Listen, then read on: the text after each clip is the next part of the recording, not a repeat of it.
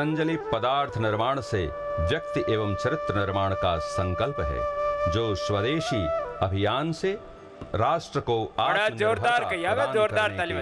माननीय प्रधानमंत्री जी के ध्वजवाहक है। देश का पैसा देश में रहे और विकास में लगे, इस सिद्धांत का अक्षरशः पालन करते हुए पतंजलि अपना 100% अर्थ परमार्थ के लिए भारत माता की सेवा में समर्पित करता है।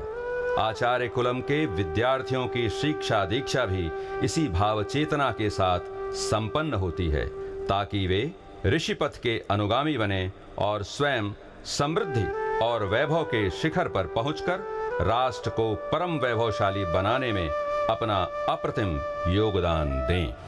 आज हम जहां उपस्थित हैं, यह पतंजलि योगपीठ द्वारा संचालित व परम पूज्य स्वामी जी एवं श्रद्धेय आचार्य जी द्वारा स्थापित विद्यालय आचार्य कुलम की रचनात्मक और आत्मनिर्भर शिक्षा की प्रतिभा प्रदर्शन कार्यशाला है, जहां विद्यार्थी केवल किताबों तक ही सीमित नहीं है, अपितु वह कौशल विकास के साथ तकनीकी जान विज्ञान स्किल बेस्ड ई-कॉमर्स प्लेटफॉर्म में भी अपनी प्रतिभा का परिचय दे रहे हैं। आइए सबसे पहले ले चलते हैं आपको बेकरी से तैयार किए जाने वाले प्रोडक्ट्स की रचनात्मक कार्यशाला में। आपका नाम? मेरा नाम सरल है और मैं 11वीं कक्षा की छात्रा हूँ। आप आज देश व दुनिया को क्या बताने वाली हैं? मैं बताना चाहती हूँ, आचार्य कुलम विद्यार्थियों के लिए एक ऐसा प्लेटफॉर्म है जहाँ लर्निंग बाय डूइंग का क्रियात्मक पक्ष देखने को मिलता है और इसके द्वारा छात्रों में विविध प्रकार के स्किल स्वतः ही विकसित हो जाते हैं। तो जल्दी से हमें बताइए, भविष्य में आने वाली चुनौतियों के लिए आप किस प्रकार आत्मनिर्भर बन रही हैं? The bakery products we produce here are the ultimate means to good health and prosperity. Today, Patanjali's bakery products such as multigrain biscuits, cookies and more are popular worldwide. The primary reason of this is the high quality products manufactured using natural and herbal ingredients. Patanjali produces all of these products completely free of chemicals and are organically grown from millet, wheat and barley. It is a very proud moment for the nation. Excellent, very beautiful. Do you know how these products are manufactured or how are you preparing these products? हम सबसे पहले mixer में बाजरा, जौ, गुड़, गेहूं, शहद, सूखे मेवे और पतंजलि द्वारा निर्मित शुद्ध गाय का घी लेकर एक मिश्रण तैयार करते हैं और फिर प्रूफिंग कैबिनेट में आटे को फूलने व पकने के लिए नियंत्रित गर्मी और नमी देते हैं। अब हम ओवन का प्रयोग कर उत्पाद को बेक करके पकाते हैं और फिर उत्पाद के ठंडे होने का इंतजार करते हैं। अब आप इसे खाकर देख सकती हैं। इसे बच्चों से लेकर बुजुर्ग तक सभी खा सकते हैं। वाओ, सचमुच ये तो बहुत ही स्वादिष्ट है और हल्के भी लग रहे हैं। पतंजलि बेकरी प्रोडक्ट अन्य कंपनियों के प्रोडक्ट से कैसे अलग हैं? You can see how high the calories, carbohydrates and protein content in the milk, coconut and digestive biscuits are. This proves that all these products are very beneficial for the health. Moreover, all Patanjali products are made in India. तो आपने देखा कि किस प्रकार विद्यार्थी भारत के प्रतिष्ठित पतंजलि संस्थान के आचार्य कुलम द्वारा शिक्षित एवं दीक्षित होकर स्वरोजगार की धारणा को देश की मुख्य धारा के साथ जोड़ रहे हैं। आइए अब ले चलते हैं आपको सोया से बनने वाले उत्पादों की ओर। सोया क्या है और इससे बनने वाले सभी प्रोडक्ट मानव जीवन के लिए कितने हेल्दी हैं? सोयाबीन एक अत्यंत पोषक तथा बहुउपयोगी फसल के साथ साथ उच्च प्रोटीन स्रोत, हार्मोन संतुलन में मददगार, हृदय एवं हड्डी संबंधी स्वास्थ्य के लिए बहुत लाभकारी है। इसके द्वारा अनेक उत्पाद जैसे सोया तेल, आटा, दूध, पनीर और सोया चंक्स जैसी खाद्य सामग्री बनाई जाती है। मैं देख रही हूँ इस बड़े से प्लांट में जो पनीर बनाया जा रहा है वह दूध से निर्मित पनीर के जैसा ही दिख रहा है। सोया पनीर किस प्रकार तैयार किया जाता है? Soya grains are cleaned in a destoner machine and kept in a large stainless steel vessel at about 20 to 25 degrees Celsius. They are also soaked in water for 12 hours. भीगे दानों को ग्राइंडर में पानी के साथ पीसकर सोया पल्प यानी ओकारा अलग किया जाता है और तरल भाग को हम सोया दूध कहते हैं। अब सोया दूध को 85 से 95 डिग्री सेल्सियस तक गर्म कर सिट्रिक एसिड मिलाकर लगातार चलाते हैं। कुछ ही मिनटों में दूध फटकर दही जैसा जमने लगता है। जम चुके पदार्थ को मोल्ड में डालकर कपड़े से ढका जाता है। इसके बाद हाइड्रोलिक प्रेस लगाकर 20 से 40 मिनट दबाकर रखने से यह स्वादिष्ट पनीर बनकर तैयार हो जाता है। अब आप इसे खाकर देख सकती हैं। अरे वाह, यह तो बहुत ही स्वादिष्ट है। मैं देश की सभी माताओं और बहनों से निवेदन करना चाहूंगी, यह पनीर उच्च प्रोटीन के साथ पूरी तरह स्वास्थ्यवर्धक है। इसे रसोई घर में अवश्य पकाएं। क्या मिठाइयों का नाम सुनकर आपको डर लगता है? तो आइए आपको परिचय कराते हैं पतंजलि की आयुर्वेदिक मिठाइयों से। अब शुगर, कोलेस्ट्रॉल का टेंशन छोड़िए और इन आयुर्वेदिक स्वास्थ्यवर्धक मिठाइयों का जी भरकर आनंद लीजिए। आपका शुभ नाम? मेरा नाम आराध्या है। How are ayurvedic sweets a good option for people's health? एक तो कोई केमिकल या शुगर इन मिठाइयों में मिलाया नहीं जाता है। शुगर की जगह शहद अथवा गुड़ का उपयोग किया जाता है। Secondly, all these sweets are made with different ayurvedic ingredients. आप बताइए, यह कौन सी मिठाई है और यह मानव जीवन को आरोग्य प्रदान करने में कैसे सहायक है? यह है अश्वगंधा शतावरी बर्फी। यह मिठाई शरीर की इम्यूनिटी एवं रोग प्रतिरोधक क्षमता को बढ़ाने में बहुत ही लाभकारी है। अश्वगंधा शतावरी बर्फी को हम शहद, दूध, घी, बादाम और सूखे मेवों के साथ पकाकर बनाते हैं। अब आप देख ही सकती हैं, अभी यहाँ पर केसर, इलायची युक्त लौकी, एलोवेरा हलवा बनाया जा रहा है।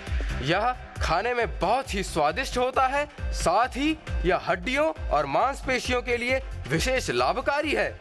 आप भी इसे खाकर अपना अनुभव बता सकती हैं। हाँ, गजब का स्वाद है। दर्शकों, आपको लौकी एलोवेरा युक्त हलवा जरूर खाना चाहिए। आचार्य कुलम के मेधावी छात्र फॉर्मल एजुकेशन के साथ साथ creative education and self reliance के क्षेत्र में भी आगे बढ़ रहे हैं। The brilliant students of Acharya Kulam are progressing not only in formal education but also in the fields of creative education and self-reliance.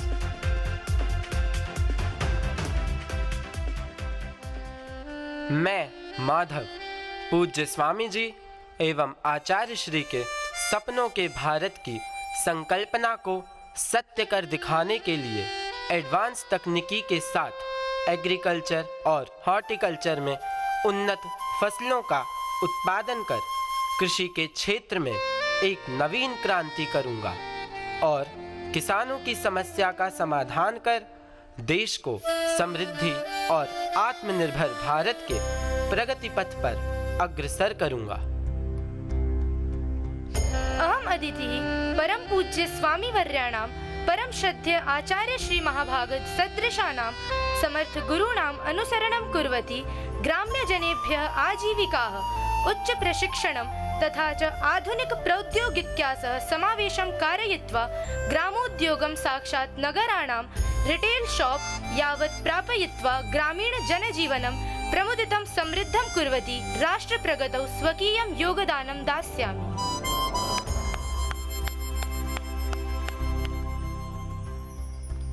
I, Mahima, taking to heart the priceless devotion of Param Pujya Swamiji Maharaj and Shraddha Acharya Shri towards the nation, will make yoga, Ayurveda, naturopathy and research-based medicines highly effective and will continue to do persistent and continuous research as a doctor to free the common men from the most complex diseases and by providing medicines to the countrymen at the lowest prices. I will them from diseases and provide them a healthy lifestyle by making good diet an integral part of people's life. I will make my countrymen aware of health and this will be my true service to the nation. मैं अभिनव देश के लिए जिए, समाज के लिए जिए, परम पूज्य स्वामी जी एवं परम श्रद्धेय आचार्य श्री के मूल मंत्र के अनुरूप भारत का पार्लियामेंट मेंबर बनकर देश की सेवा पूर्ण ईमानदारी, मेहनत और निष्ठा से करूंगा।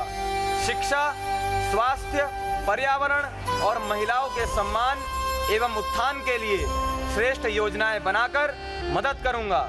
मैं युवाओं को प्रेरित कर राष्ट्र निर्माण में उनकी भागीदारी बढ़ाऊंगा।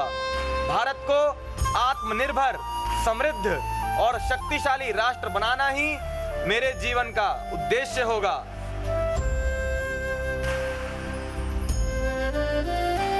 अहम रक्षिता परम पूज्य स्वामी वर्यैः परम श्रद्धेय आचार्य श्री वर्यैः उपदिष्ट उच्च आदर्शैः चारित्रिक मूल्यैः सह भारतीय प्रशासनिक सेवा अधिकारी रूपेण अहम समाजस्य प्रत्येक वर्गस्य कृते कार्यं कुर्वती सर्वकारस्य सर्वाः योजनाः प्रतिगृहं गत्वा निर्धनानां एवञ्च वञ्चितानां जनानां सहायतां करिष्यामि।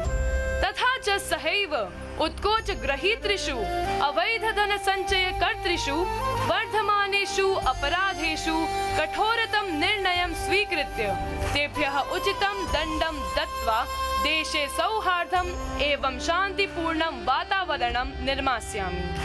अहं सत्यनिष्ठया पूर्ण प्रामाणिकतया कर्तव्यबोधेन सह कार्यं कृत्वा प्रशासनम् एवञ्च समग्र देशम् आत्मनिर्भरं सुरक्षितं समृद्धं करिष्यामि।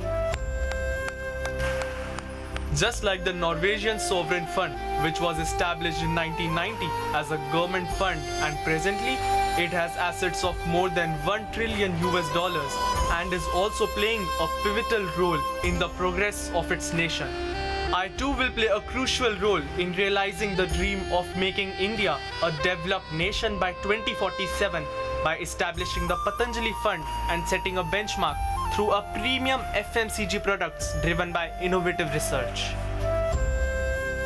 मैं लोकतंत्र, समानता, स्वतंत्रता और परस्पर सौहार्द के सिद्धांतों, सत्य, न्याय और संविधान के मूल्यों के अनुरूप वकालत करूंगा और अन्याय, अत्याचार एवं शोषण के विरुद्ध अपनी आवाज को बुलंद कर न्याय की स्थापना करूंगा।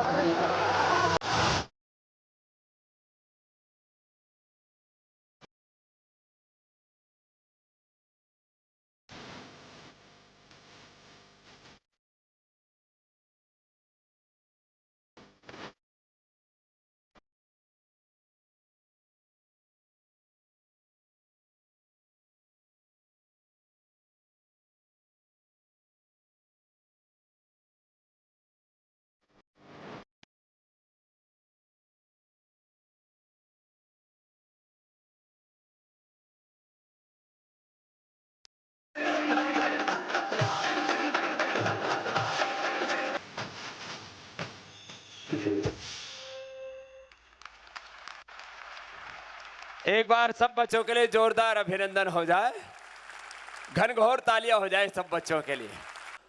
और सब बच्चों ने जो अलग अलग आयाम हैं शिक्षा के, उनको बहुत ही जीवंतता के साथ यहाँ पर प्रस्तुत किया। एक बार सबके लिए जोरदार अभिनंदन है। पूज्य महाराज श्री बैठे आपको बहुत आशीर्वाद दे रहे थे। किसी माता पिता के घर में एक भी होनहार बच्चा होता है तो माता पिता अत्यंत प्रफुल्लित होते हैं। हम तो यहाँ सैकड़ों होनहार और गुणवान, शीलवान, चरित्रवान, महान बच्चों को देख करके बहुत अभिभूत हैं। एक बार जोरदार अभिनंदन।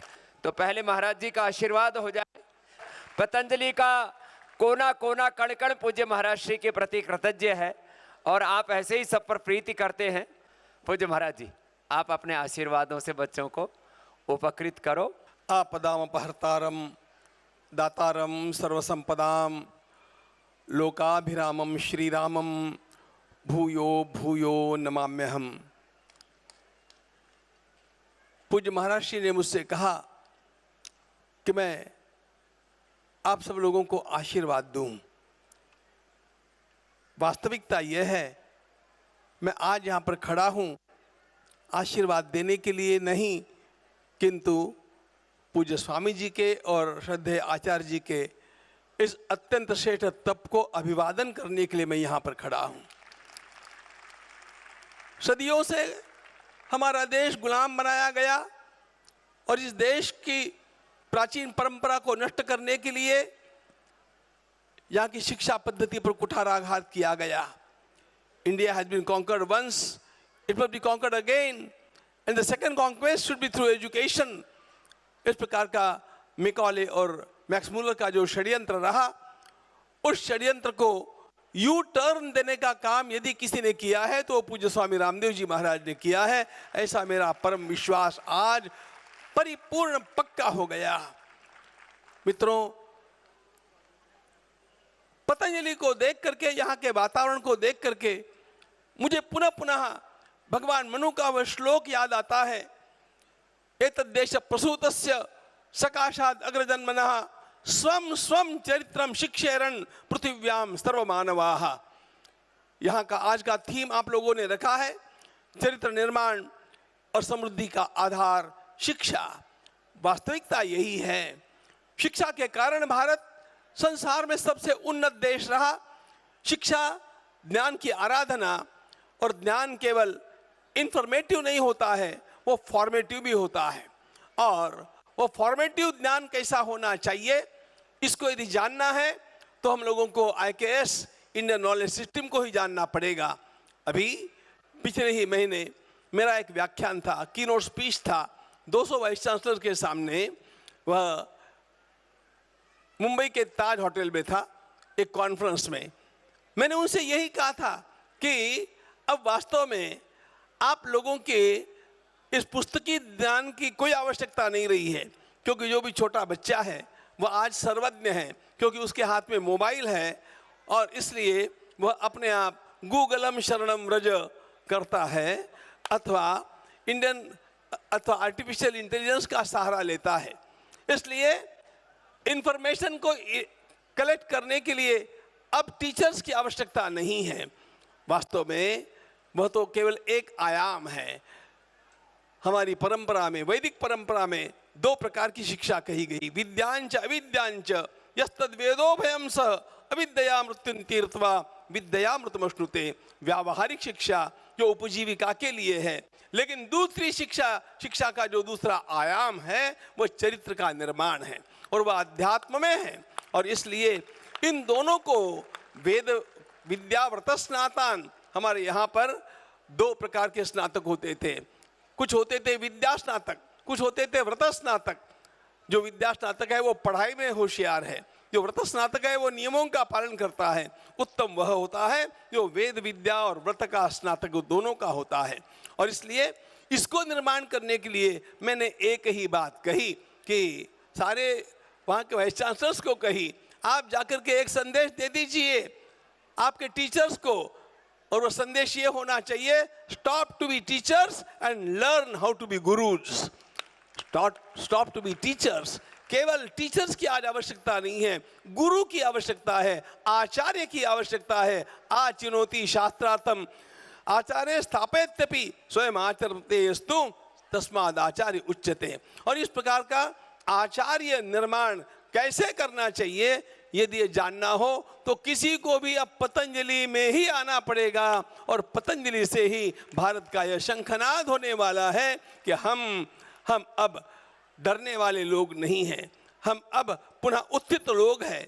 मैकॉले ने और इन सब लोगों ने एक बड़ा विलक्षण षड्यंत्र किया, इस देश की मेमोरी को समाप्त कर दिया जाए, भूतकाल का स्मरण न रहे और आत्मविश्वास खो जाए। जो देश अपने भूतकाल को भूल जाता है और आत्मविश्वास को खो देता है वो पुनः उठ नहीं सकता है। लेकिन हमारे यहाँ पर इन ऋषियों ने तप किया, हमारे इन 200 वर्षों में भी अनेक लोगों ने अपने प्राणों की बाजी लगा दी और इस शिक्षा को पुनः उत्थित करने का प्रयास किया।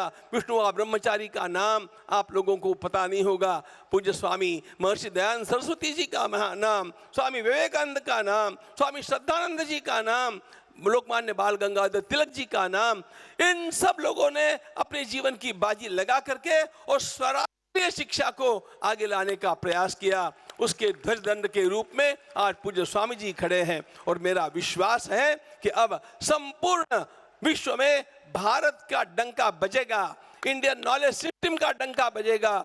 इंडियन नॉलेज सिस्टम का नाम तो हम लोगों को दे दिया गया सरकार की ओर से, but what is Indian knowledge system, इसको जानने के लिए सबको पतंजलि आना पड़ेगा, क्योंकि वेदों से लेकर के इसका संपूर्ण अभ्यासक्रम यहाँ पर बनाया गया है। बहुत कुछ कहने जैसा है, लेकिन आज वो कहने का समय मेरे पास नहीं है। आज तो केवल मैं अभिवादन करके ही अपने को धन्य मानता हूँ। आज जो दृश्य मैंने यहाँ देखा वो दृश्य देखने के लिए केवल मैं नहीं बल्कि हमारी पीढ़ियाँ तरसती रही, अनेक पीढ़ियाँ तरसती रही। जैसे राम मंदिर को निर्माण करने के लिए हम लोगों ने 500 वर्षों का संघर्ष किया, अनेक पीढ़ियाँ तरसी। मित्रों ध्यान रखना, राम मंदिर बनाना ही समाप्त नहीं है, कार्य का समापन नहीं है। राम मंदिर के निर्माण से तो कार्य का आरंभ हुआ है। हमें राम राज्य लाना है और राम राज्य लाने के लिए रामदेव जी के मार्ग पर चलना पड़ेगा, ये मेरा पक्का विश्वास है। इस मार्ग पर पूरे देश को चलने की प्रेरणा देने वाले ऊर्जा के स्रोत आपको अभिवादन और मेरा अब यहाँ से प्रस्थान। भारत माता की। पूज्य महाराज जी को बहुत जल्दी में जाना था तो भी आप इतनी कृपा करके आए, एक बार पुनः बहुत बहुत प्रणाम आपको।